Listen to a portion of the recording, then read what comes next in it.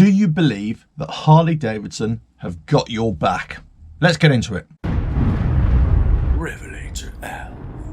Hello, welcome to RevelatorAlf. I hope you're all well. So this video is all about the relationship between us as users, as motorcycle riders, bikers, let's say, who ride a Harley Davidson, and that of the motorcycle company, not the dealership per se. I'm talking about the motorcycle company, but that can include the dealerships as well. Do you think that they have your back? In other words, what I'm asking is, do you think that they care about you as much as you care about them or care about their products? Part of me would love to think that actually they do. They do care about their customer base. They do care about the existing riders, the old riders, the whole community, the whole culture. But the other part of me thinks, no, they don't really care at all. Actually, what they care about is the next customer who's going to walk through the door, the next person who's going to buy a brand new motorcycle or is going to make a modification to their bike and buy a whole raft of accessories and new parts from them, Screaming Eagle parts, whatever. That's what they care about. So I can fully appreciate that. This is not a criticism of Harley Davidson if that is indeed their thinking, because they're in business, of course. They've got to be looking at income generation. So I get that completely. But the question is, do they really care about you? Do they really value you as a customer?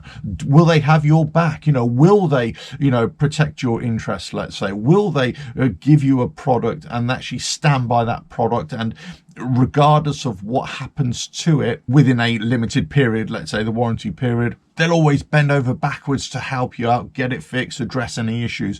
They'll always call you back. They'll always, reach out to communities and clubs, let's say, or whole groups or dealerships, and they'll really make a really good presence felt, not only in terms of direct to you, but also that relationship that they have with the dealerships and then in turn with you. Do you think they can improve? Do you think that they've lost their way completely? Do you think in many ways that you've been alienated? Now, I raise these issues because many people out there do have a negative opinion of Harley Davidson, of the way they've changed, of the direction that they've gone, and the way that they treat people, or the way that they deal with concerns that people might have or issues they might have with the motorcycle or with any product that Harley Davidson has.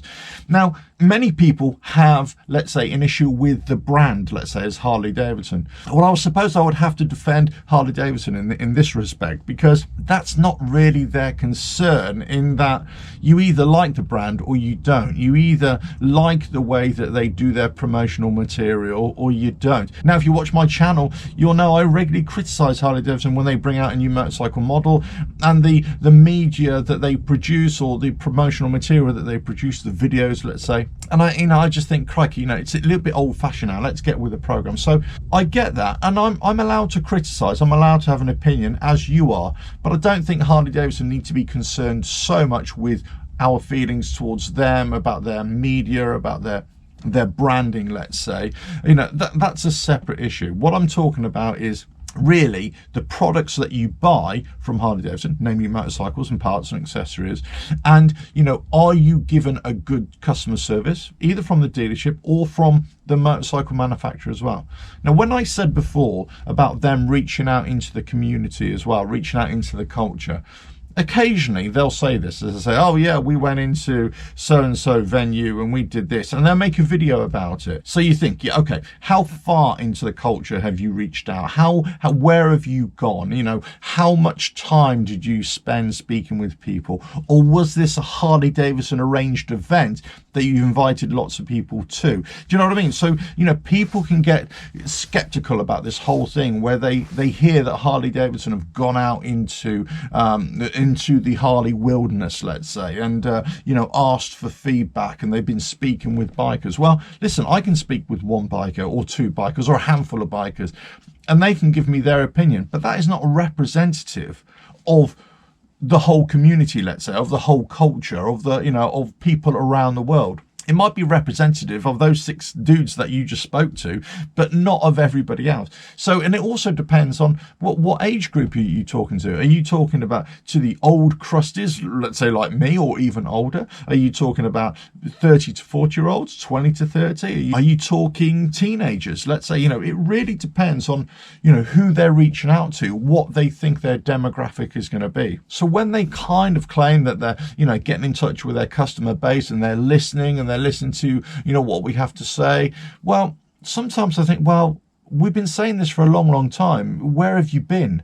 If you are listening, where have you been? And who are you listening to? So I'm not sure that Harley Davidson necessarily have to have your back. You don't have to agree with what they say, and they don't really necessarily have to be concerned about whether you like them as a company or like them as a brand, let's say, or like how they do their business in terms of promoting their products. But what they do have to be concerned about is how you regard their products and how you regard their customer service. And for many people, they've lost that connection. They've lost that trust in a brand that they thought Harley Davidson will have my back. Now, they might love the motorcycle. They might love the culture. They might love everything to do with Harley Davidson. I'm not questioning that whatsoever. What I'm questioning is whether people still believe that Harley Davidson will have your back, will do whatever they can to reach out, connect with bikers and really listen to what people want or what people have to say, or get in touch with, YouTubers, TikTokers, Instagrammers, whatever it is,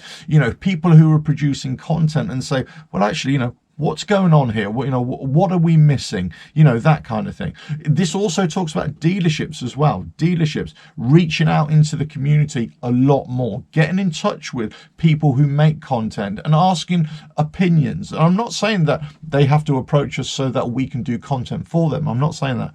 But what I'm saying is look, reach out, have discussions with people and see what people are thinking and where people want to go with the product and what they want from Harley Davidson as well. Because until that happens, then essentially they're just stabbing in the dark and they're always going to alienate certain people. Now, you could say this about anybody, right? You could say this about any company.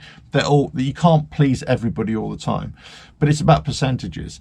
The more that you can improve your service and your connection with people, and especially a changing client base, let's say, or a changing customer base, demographics, whatever, the better you'll be. And the more that people will think that Harley Davidson will have their back. Let us know what you think about this. Let us know about this Harley Davidson connection with the company this is, not with the culture, no, not with the community, let's say, with the company as well. What do you think about this? Do you think that they should reach out a lot more, engage a lot more with real Harley Davidson riders, let's say, or people who use them on a regular basis? And I'm not just talking about people like me. I'm certainly not suggesting I'll be the voice of the Harley Davidson riders. No, not at all. What I'm saying is people like you, people who use them on a regular basis. How could they reach out with you? How could they communicate with you? How could they prove to you that we really want to listen to what you have to say, but not only listen, but action on it? Let us know your thoughts. Don't forget to subscribe, hit that bell, like and share. Check out the website, RevelatorAlf.com. And I'll catch you again. Ta-ra.